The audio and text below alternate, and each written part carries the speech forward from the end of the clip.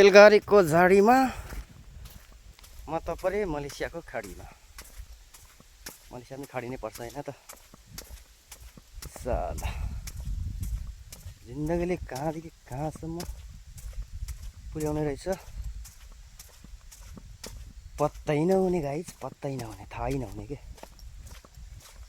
अब यस्तो ठाउँ छ, म एक्लै छु, यहाँ भूत पनि आउन सक्छ, जे पनि हुनसक्छ है यहाँ चाहिँ। यो ठाउँमा चाहिँ के हो टाइगरहरू आउन सक्छ, चित्ताहरू आउन सक्छ। यसले अब कसरी लिन सक्नुहुन्छ तपाईँहरू आफै विचार गर्नुहोस् है त।